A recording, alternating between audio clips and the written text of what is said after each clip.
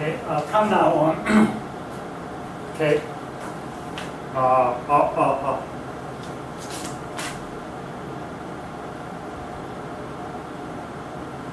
okay, okay, from now on,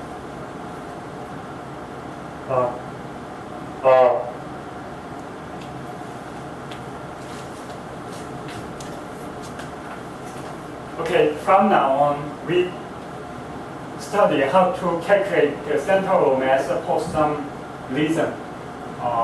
Assume that the graph of y-core fx can be drawn in this way, and consider a reason bounded by x-axis, x equal a, x equal b, and y equal fx. Say that the reason is r, then if the reason has a uniform density rho, in particular we will assume that rho equal 1, then we can see that the area becomes the mass. And if we take a partition of the closed interval, then this can be represented in this form. And if you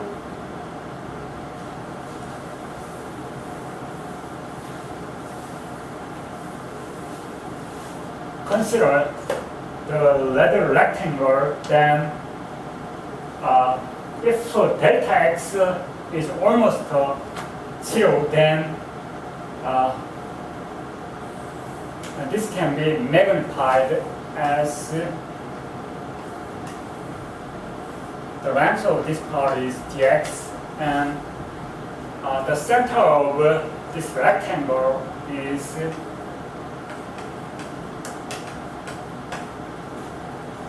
x comma fx over dx, and the area becomes the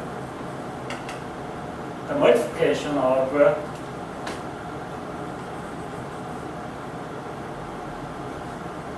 fx dx. So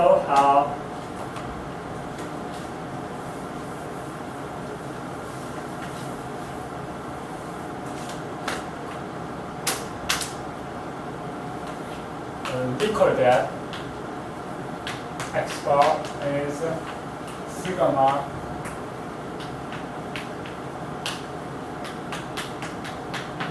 and y bar can be given as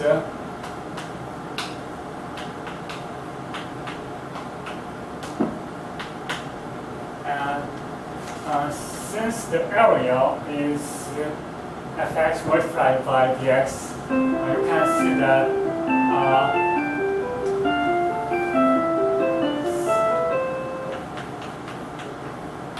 rho equal 1, then sigma mi becomes the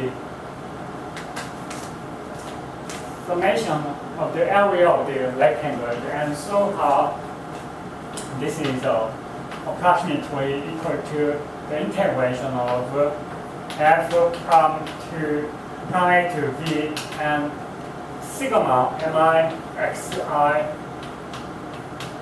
is approximately the integration of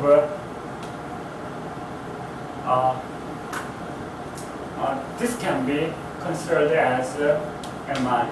So by multiplying this and this one, you can see that this is almost the same with this integration, and similarly this is equal to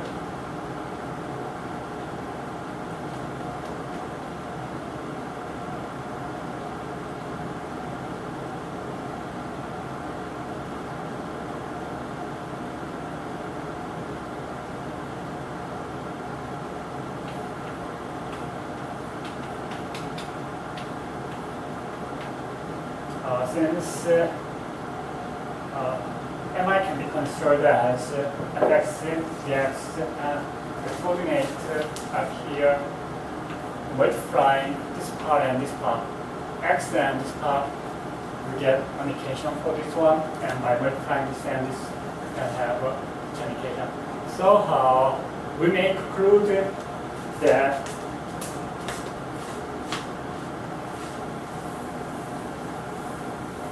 if we denote the center of mass by x bar, y bar, center of mass is also called centroid. Then x bar, y bar can be calculated as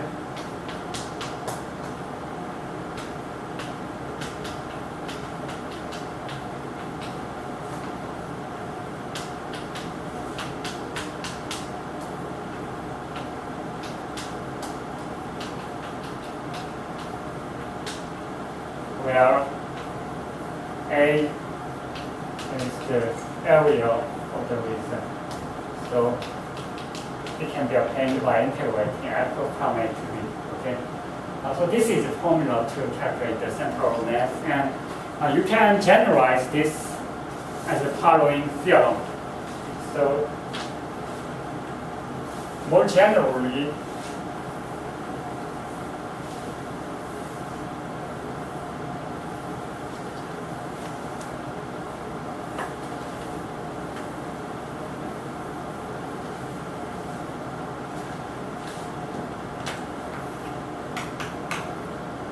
we have the following theorem.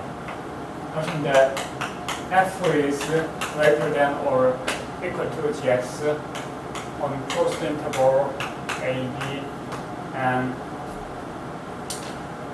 if r is the reason bounded by fx, gx, and x equal a and x equal b.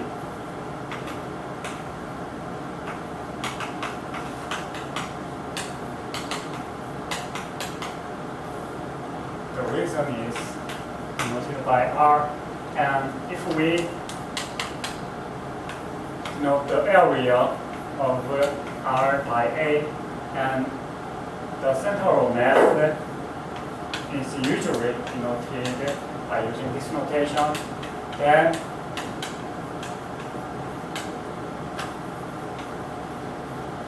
x bar, y bar can be calculated as 1 over a multiplied by the integration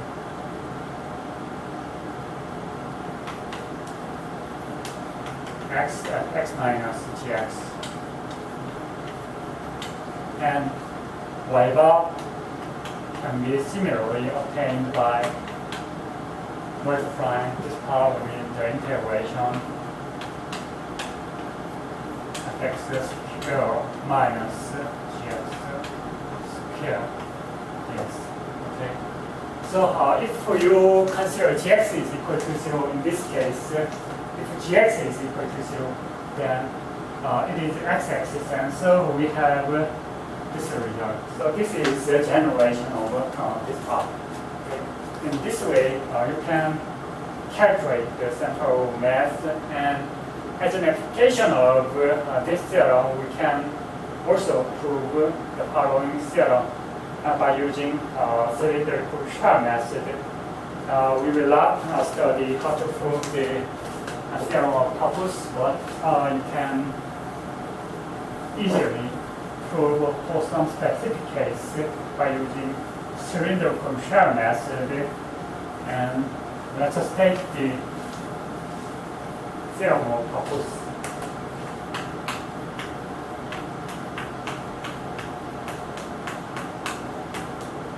Theorem of Pappus gives a very simple formula to calculate the volume of some solid obtained by rotating some reason.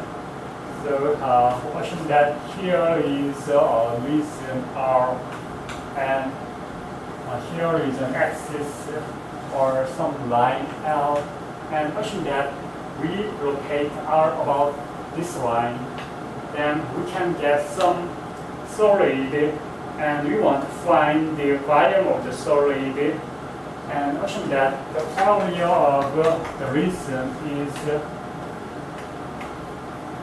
A, and assume that there is a central mass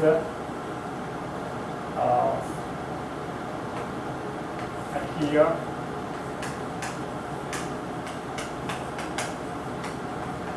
And if the distance from the central mass to the line is equal to say r, then under this condition, the volume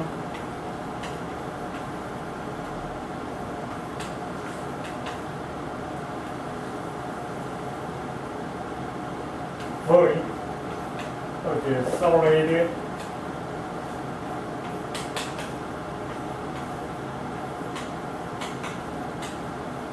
by rotating r about L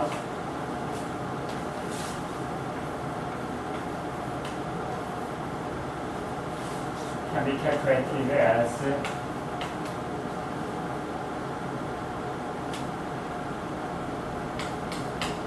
A multiplied by 2 pi r. Sometimes this is denoted by B, where B is 2 pi r. This means that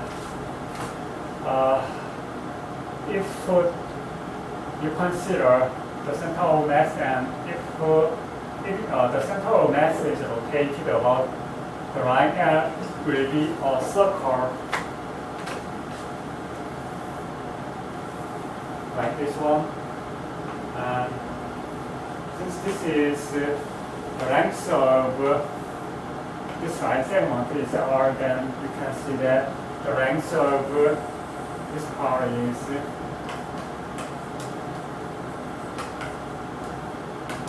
two pi r. So just by multiplying 2 pi r, which is the distance traveled by the central mass to the area of the region, we can get volume of the solid. This is theorem of purpose, and theorem of purpose is very powerful, and sometimes it gives a very simple formula to find the volume of a solid. For example, you can calculate the volume of a torus by using integration, but it is not so simple if you want to derive the formula to calculate the volume.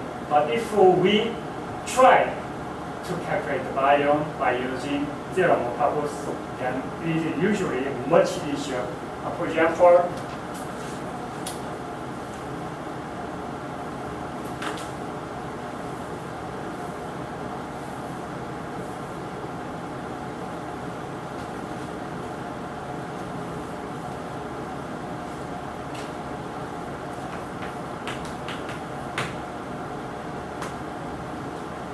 we rotate a circle, the inside of a circle, and assume that the radius of the circle is r, and the distance from the origin to the center of the circle is large r, and assume that the red shaded region is rotated about the y-axis, and then we have an object called the torus of this form.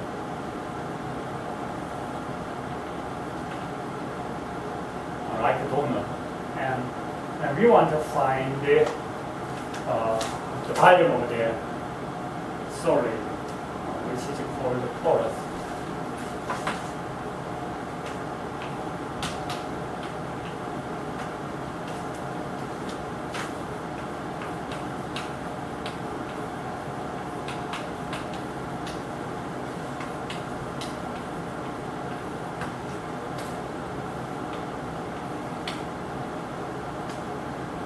So just by applying the theorem of purpose, we can calculate V by by multiplying A with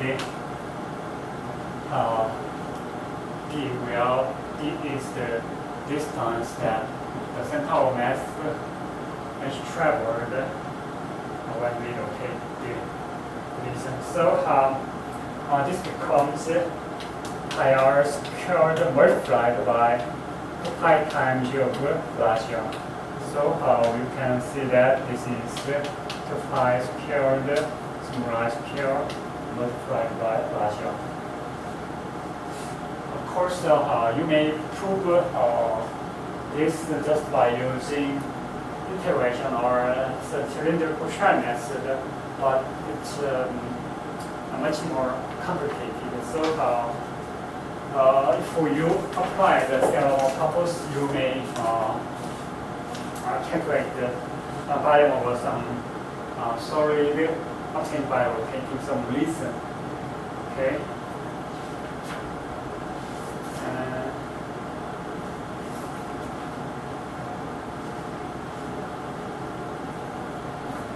In the next class, we will study application of integration for some random variable. You have studied probability theory in the case of a discrete random variable. We have an interest on continuous case. So we will study what is continuous random variable, and for continuous random variable, how to calculate probability, expected value, variance, and so on. Okay. 네, 오늘 수업은 여기서 마치겠습니다. 수고했습니다.